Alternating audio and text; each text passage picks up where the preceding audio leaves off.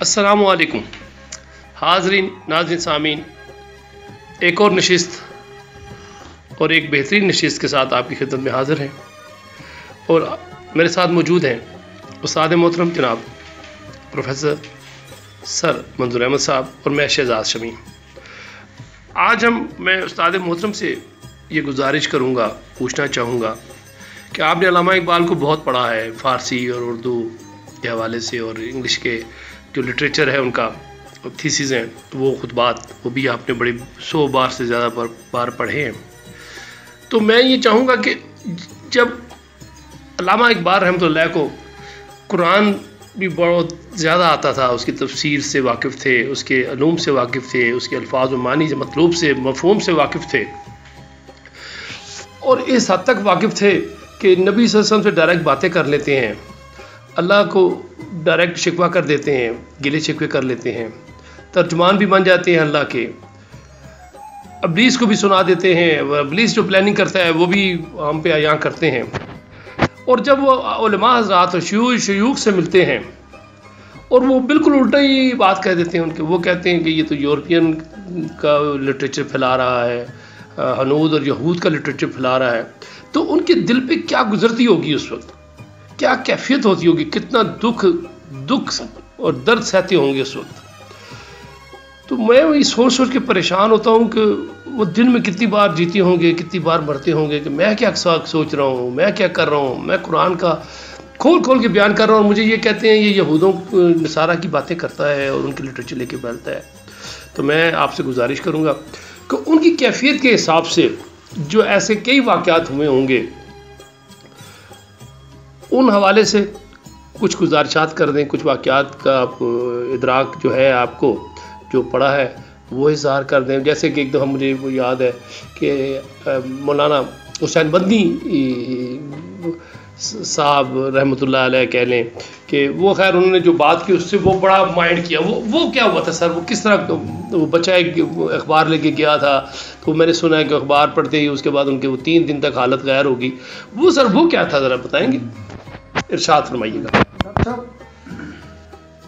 बतौर एक इकबालियात के तालिब इल्म के ना जी, मैं खुद जो है ना बड़ा बाज ऐसे पहलू वो बड़े मेरे वो नफ्स पर सवाल है कि मैं खुद भी लगाता रहता हूँ कि हज़रत अल्लामा इकबाल अल्लाह रहमत जो है ना जी कि यानी 20वीं सदी में जिस तहजीब व सकाफत से या आजमाइश से बल्कि गुजर रहे, आप कह सकते हैं कि बरवजा इस्लाम या राइजुल वक्त इस्लाम जो था, जब उनसे उनका वास्ता पड़ा और फिर वो बाहर भी गए 3 साल के लिए आला तालीम के लिए, वहाँ से भी उन्होंने अपनी आंखों से मगरब की कौमों को, उनका फ़िक्र को, उनका जो है ना वो कायनात और मादी दुनिया को मुसख्खर करने, ये सारे अपनी आंखों से देखा जी। और फिर जब कुरान पर उनका इतना यानी मैंने खुद पढ़ा है कि यानी कुरान के मुताले से बेशुमार किताबें उनकी इर्द गिर्द पड़ी होती थी, और बाज़ औक़ात यानी वो गौर व फिक्र करते करते कहते हैं कि कुरान के औराक जो थे वो गीले हो जाते थे। तो मैं तो ये समझा हूँ कि उन्होंने खुतबात में यानी एक किस्म का जो उलमा हज़रात या दानिश्वरों के लिए उन्होंने बात जो खोल के रखी है, और वो शुरू यहाँ से करते हैं कि इस्लाम बतौर एक तहरीक के जी कि दुनिया का जो तहजीब व तबद्दुल राइजुल वक्त हुज़ूर सल्लल्लाहु अलैहि वसल्लम के दौर में जब कुरान आया, तो इस्लाम ने बतौर तहरीक उस दौर में जो चीज़ें डेवलप हो गई थी कि एक तो ये था कि वो कहते थे कि ये कायनात जो है ना ये साकिन है, और दूसरी चीज़ ये थी कि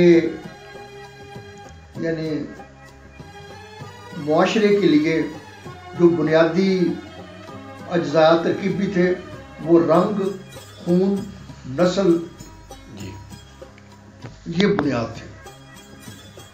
اور اسلام نے یعنی اس چیز کو بھی نگیٹ کیا اقبال علیہ رحمٰن نے کہ قرآن جو ہے نا یہ دنیا کا یہ جو قدیم جو نظریہ ہے کہ یہ کائنات جو ہے نا یہ اس کو بھی انہوں نے کہا کہ نہیں کائنات سخت نہیں ہے بلکہ متحرک ہے. اور ساتھ ہی یہ کہا کہ توحید کے حوالے سے کہ دنیا کا جو معاشرے کا جو وہ اجزاء ترکیبی ہے کہ نسل، علاقہ، قبیلہ، زمین کی بنیاد پر وہ ان کا معاشرہ جو ہے نا ان کی بنتی تھی، تو اس کو بھی اسلام نے نگیٹ کیا جی کہ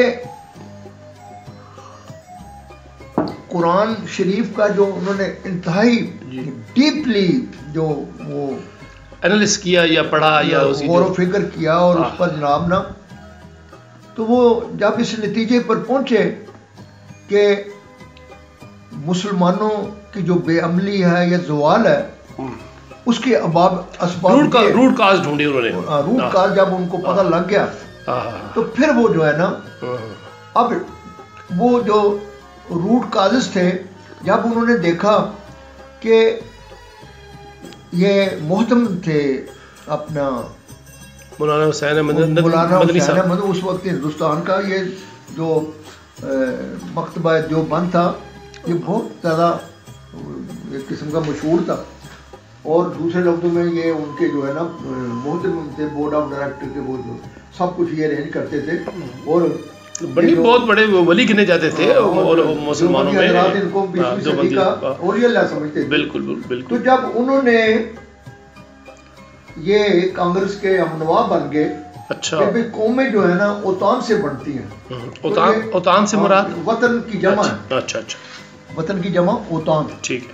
تو اقبال کا چونکہ قرآن یہ تو مکہ ولی وہی فارمولا تھا نا، وہی پرچار ہو گیا، وہی وہ جو اس نے نسخہ دیا 1600 میں دیا تھا میرے خیال میں. ہاں یہ جو اس نے جو 16ویں صدی میں کتاب الملوک میں جو اس نے کہا تھا کہ بھئی یہ اب جو ہے نا یہ جو عیسائیت ہے یورپ کے لیے باعث اتحاد نہیں ہے، اب ہمارا اتحاد کی جو بنیاد ہماری وفاداری جو ہے نا وہ اب وطن کے ساتھ ہے، یعنی دھرتی کے ساتھ. دھرتی کے ساتھ. اور اس نے 4 جو بنیاد رکھی تھی کہ علاقہ، ٹیریٹری، نسل، زبان اور اقتصادی مفادات اگر اکٹھے ہوں تو وہ قوم بن جاتی ہے. اور یہ بات جو ہے نا، اور اس وقت جو تاریخی طور پر ہم دیکھتے ہیں کہ واقعی یہ جو عیسائیت کے جو مبلغین تھے وہ یعنی گھالی بن چکے تھے. دنیا کا جو بھی کوئی گندا اور گھٹیا سے گھٹیا کام جو تھا نا وہ یہ ان کے تھا، تو رد عمل بھی تھا. تو اپنے آخری ایام میں ان کی نظر بھی کمزور ہو گئی تھی. ہاں جب یہ چیز جب یعنی برطانیہ، تاج برطانیہ نے جب اپنی نوآبادیات میں اس چیز کو جب اس نے لاگو کیا تو علامہ کی جو تھی روح جو تھی نا وہ تو یہ بڑا ایک ہے کہ نوجوان لڑکا شفیع تھا جو کہ یعنی علامہ اقبال کے آخری دنوں میں ان کی بینائی جاتی رہی تھی. تو وہ شفیع جو تھا نا وہ روزانہ اخبار لے کے آتا تھا اور موٹی موٹی سرخیاں جو تھی وہ آپ کی آئی سیٹ کمزور ہو گئی تھی نا. جی تو ایک دن وہ جب وہ سرخیاں سنا رہے تھے تو جب انہوں نے یہ سرخی سنائی نا کہ مولانا حسین احمد مدنی کہتا ہے کہ قومیں اوتان سے بنتی ہے، تو اقبال کہتے رک جاؤ پھر پڑھو. کتنی دفعہ وہ سرخی پڑھا کے پھر وہ خاموش ہوتے، 12 بار سنا، 7 بار سے زیادہ. اتنا زیادہ ان کی وہ نفس یا ان کی طبیعت پر اثر ہوا کہ بار بار اسی کو پڑھا اور وہ لڑکوں پھر اجازت دے دی کہ آپ جاؤ، آپ جائیں. تو کہتے ہیں سیکنڈ ٹائم پھر جب وہ کالج سے واپس آیا تو ان کا جو وہ خدمتدار تھا ان کا اپنا نور بخش تھے نا، تو وہ کہنے لگا یار وہ جب سے کوئی ان کو خبر سنا کے گیا ہے ان کی طبیعت جو ہے نا خراب ہو گیا، اب وہ کسی سے ملتے بھی نہ بات کرتے ہیں. تو اب وہ تجھے نہیں ملیں گے. جی جی. تو کہتے ہیں میں دوسرے دن پھر آیا تو پھر مجھے انہوں نے یہی کہا کہ جناب نا وہ تو ابھی تک ان کی طبیعت جو ہے نا ملنے سے منع کیا نہیں انہوں نے. اور کروٹیں بدلتے ہیں اور بے چینی اور بیچینی ہے بالکل مسلسل کیا. تو کہتا ہے کہ دوسرے دن میں یہی کیفیت ہوئی. پھر تیسرے دن میں صبح آیا تو مجھے وہ کہنے لگا کہ مجھے علامہ نے وہ آدھی رات کو بلایا تھا اور ساتھ کا قلم پیسہ لے کے. تو مجھے نہیں یہ کچھ لکھا انہوں نے تو میں نے کہا یار کچھ لے کے آؤ. تو جب دیکھا تو وہ یہ اشعار لکھے ہوئے تھے. اچھا اچھا اچھا. تو کہتا ہے یہ جب سے انہوں نے لکھے ہیں اس وقت سے ان کو سکون ہو گیا. وہ ڈاکٹر صاحب یہ اشعار تھے.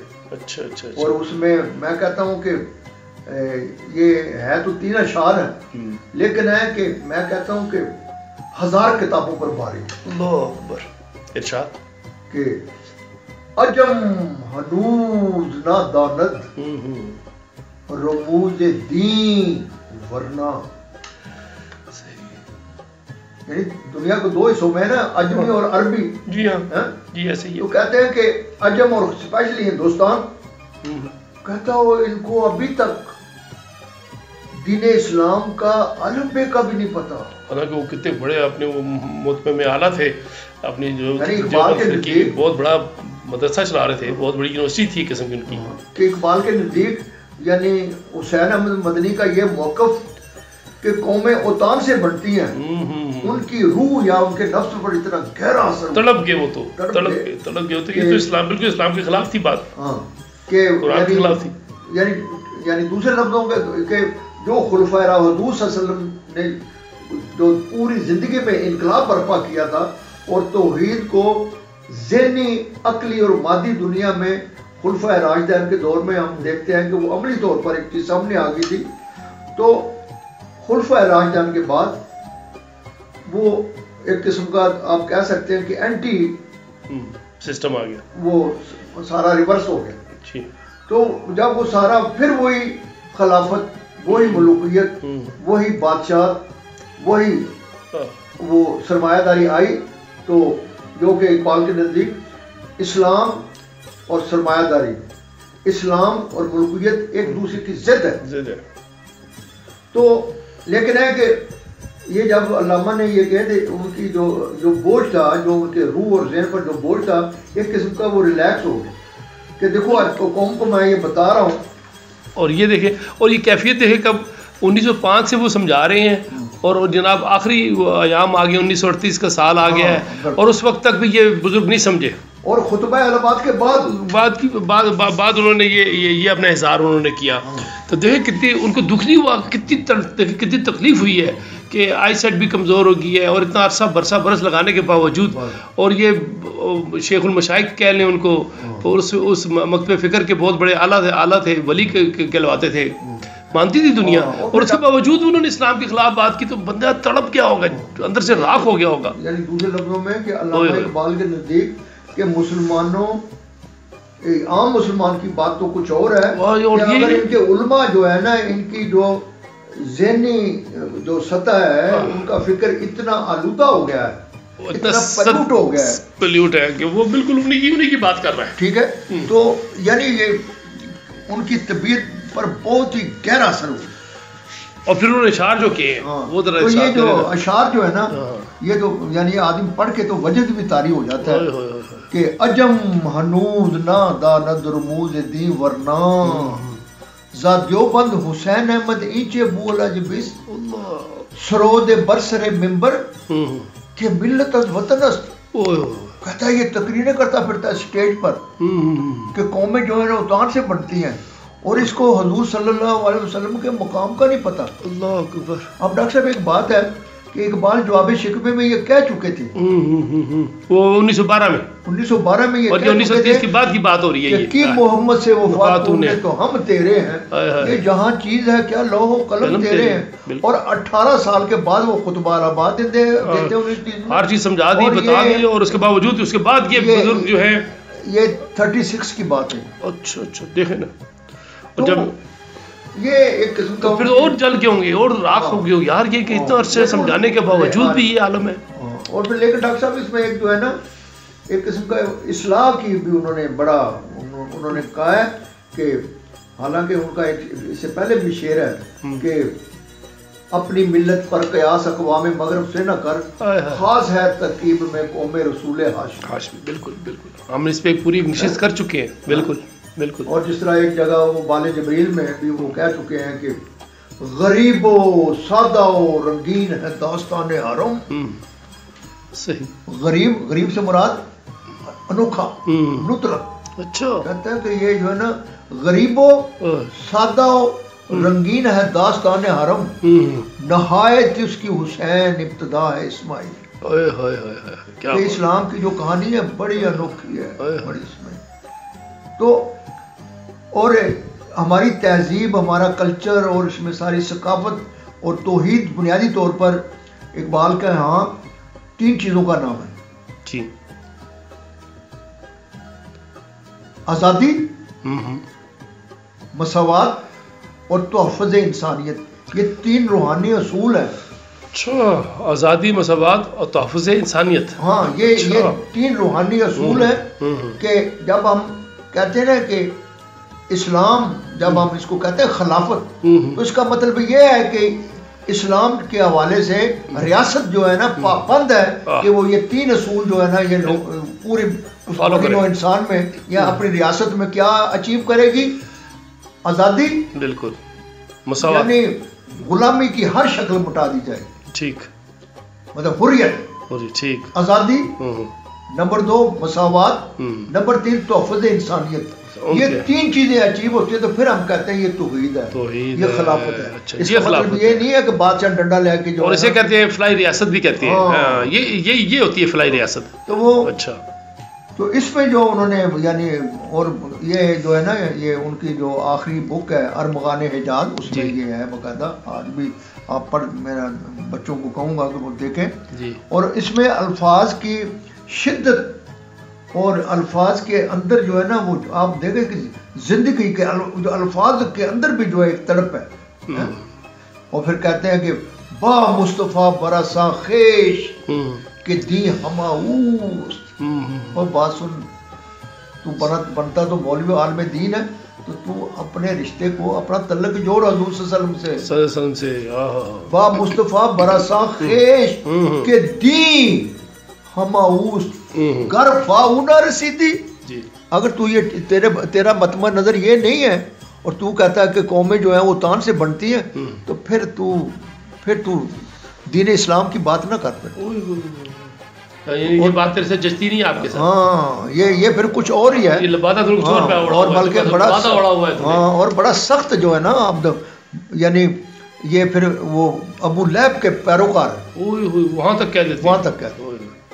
تو بات یہ ہے کہ اقبال کے فکر میں جب وہ کہتا ہے نا کہ جب کسی قوم کا انفرادی اور اجتماعی طور پر جو فکر جو ہے نا وہ آلودہ ہو جائے، جس طرح ہم آج کے دور میں ہم کہتے ہیں نا کہ یہ کرونا جو ہے نا یہ کیا ہے، یہ ایک وائرس ہے.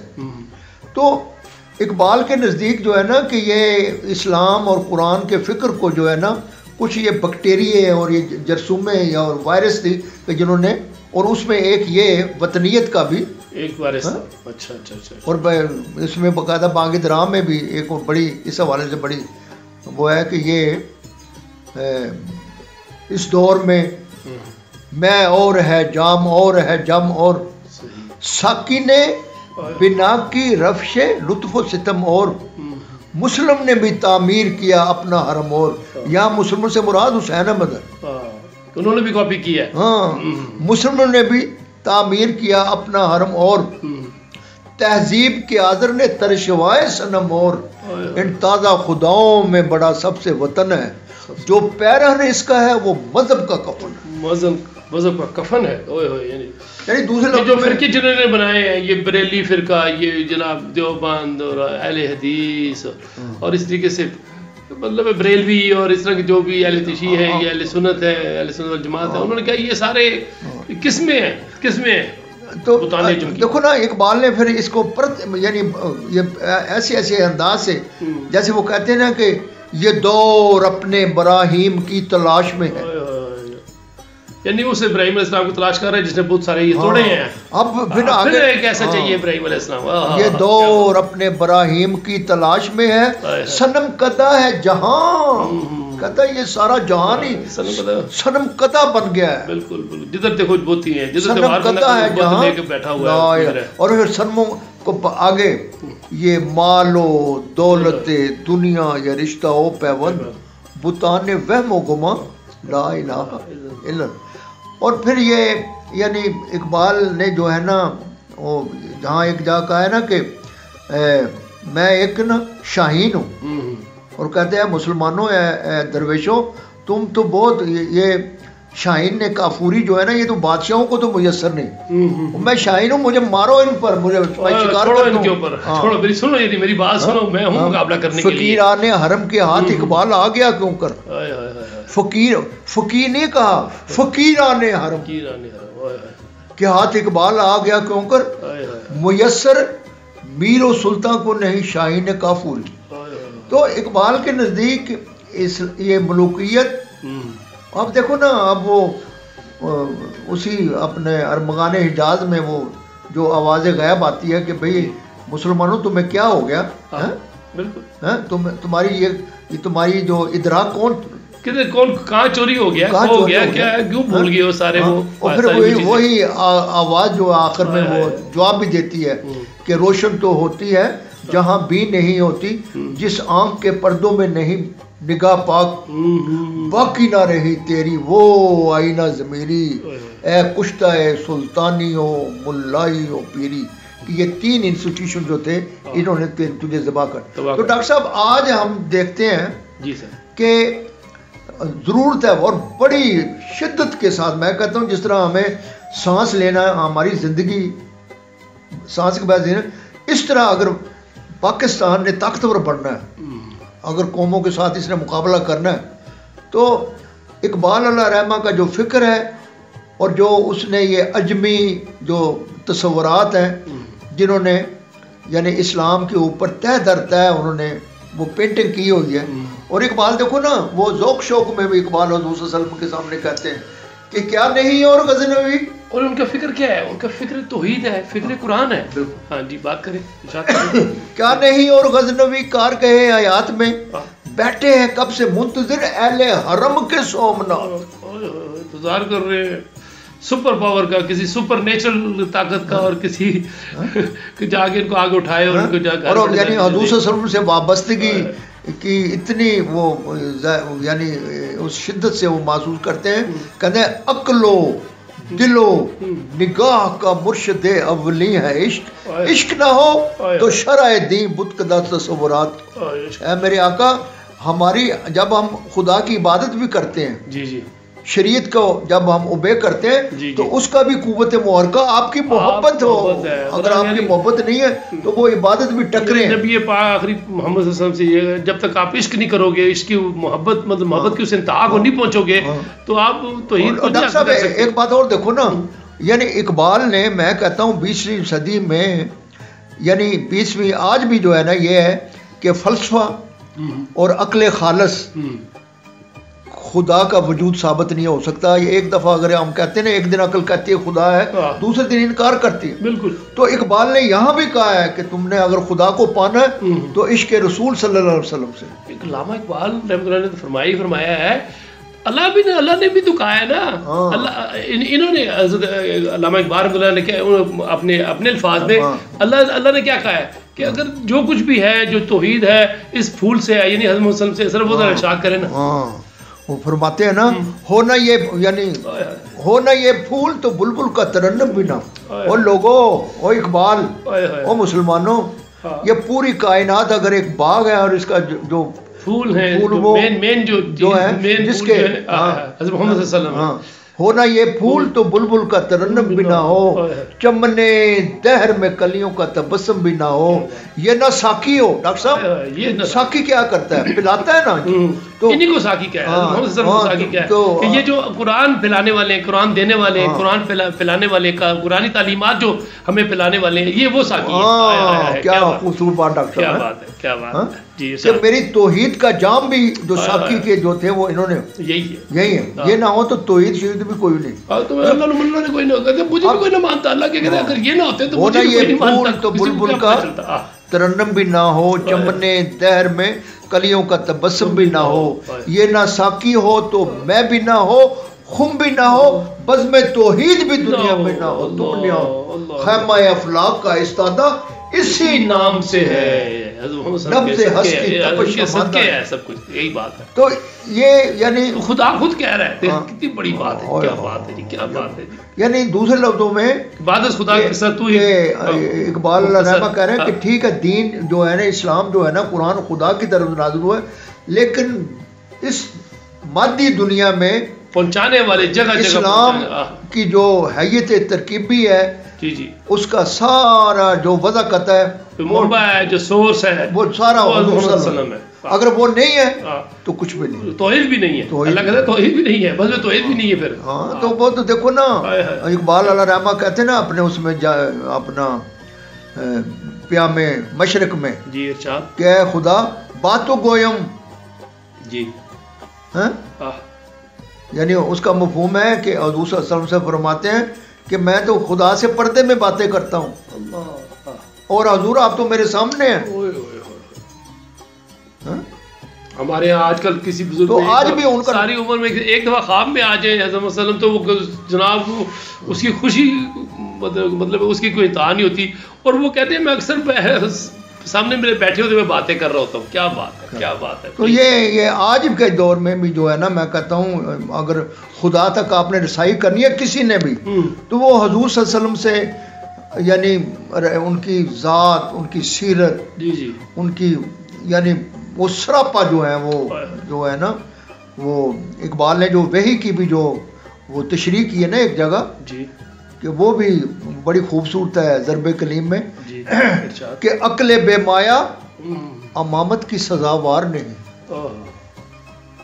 عقل میں یہ ہے ہی نہیں ہے کہ وہ تمہاری رہبری کر سکے، اتنی طاقت نہیں ہے، اتنی بساطت نہیں ہے اس کے اندر کہ وہ پوری بنی نو انسان کو ان سے عقل بے مایا امامت کی سزاوار نہیں، رہبر ہو زن و تخمید و زبوں کار حیات، فکر بے نور تیرا جذب عمل بے بنیاد، سخت مشکل ہے کہ روشن ہو شب تارے حیات۔ کیا بات ہے، کیا بات ہے۔ پھر آگے کہتے ہیں خوب و ناخوب گرا کیوں ہو واہ کیوں کر، گر حیات آپ نہ ہو شارع اسرار حیات، کہ حضور صلی اللہ علیہ وسلم زندگی کی رہنمائی کے لیے خود زندگی میں آئے ہیں۔ تو یہ اس سے بڑھ کے اور کوئی اللہ کی کتنی بڑی بلیسنگ دی، اس سے بڑھ کے کیا اللہ نے کہ زندگی دنیا کو دی ہے، بلیسنگ دی ہے، رہنمائی کی تقاضا ہے، مقتضی ہے، تو اس کی رہنمائی کے لیے حضور زندگی کی شکل میں آئے۔ اسی کو اقبال نے وہی کہا ہے، بالکل بالکل بالکل اسی کو وہی کہا ہے۔ اور ایک جگہ وہ کہتے بھی ہیں نا کہ میں نے خدا کو پہچانا، تو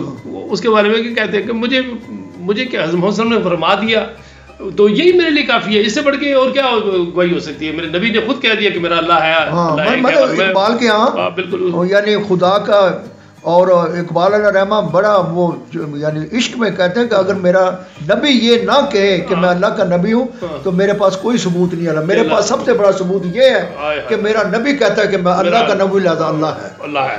آج بھی یہ ڈاکٹر صاحب لاگو ہوتی ہے، آج بھی اس کے علاوہ کوئی چارہ نہیں ہے۔ بالکل ایسی بات ہے، بالکل ایسی بات صحیح ہے۔ تو اللہ کرے کہ یہ، اور میں یعنی خصوصی طور پر یہ جتنے بھی ہمارے معصوم بھولے بالے کے، یعنی یہ میں کوئی ایک طالب علم کی حیثیت سے بات کرتا ہوں، اور خدا را اپنی بکس جو کہ دراصل وہ یونانی نظریہ علم، اس کے پیچھے سقراط ہے، اس کے پیچھے افلاطون ہے اشراقی، اور اس کے پیچھے ارسطاٹل ہے، اور اس کو انہوں نے عربی میں کنورٹ کیا، اور یہ یعنی ابن سینا، فارابی، ابن رشد، یہ جتنے بھی لوگ ہیں، اور آج بھی اسی اینک سے اسی، اور اقبال نے تو ڈاکٹر صاحب یہاں تک کہا کہ مسلمانوں نے 200 سال کے بعد بغاوت کی ہے، اور وہ بھی اس سطح کی نہیں کی جس سطح کی کرنی چاہیے، جو قرآن لہذا آج بھی ضرورت اس کا ہے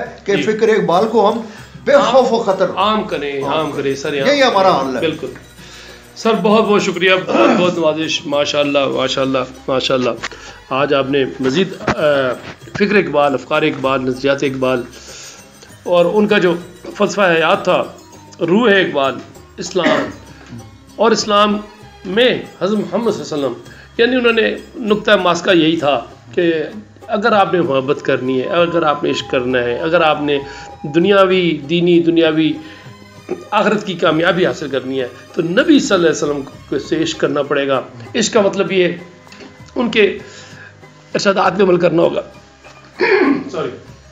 इरशादात पे अमल करना होगा, उनके अहकामात पे अमल करना होगा, जैसे उन्होंने करके दिखाया उस तरह करना होगा, जैसे उन्होंने कुरान भी पढ़ा, समझा, समझाया, अमल किया, ताकीद की, इरशाद फरमाया, हुक्म दिया, अहकाम दिए, उसको अपनी ज़िंदगी के अंदर, अपनी रूह के अंदर हमें डालना होगा और अपने बच्चों को, अपने तलबा तालबात को और ख़ास तौर पे असातिज़ा हज़रात से भी इल्तमास है कि अफ़कार इकबाल को पढ़ें, रूह के साथ पढ़ें, आप इस्लाम समझ जाएंगे, आप कुरान समझ जाएंगे और आप समझे तो औलादें समझेंगी, हमारी नस्ल समझेंगी, तलबा तालबात समझेंगे और वो दुनिया में कामयाबी हासिल करेंगे। इसी के साथ इजाज़त दीजिए। पाकिस्तान जिंदाबाद।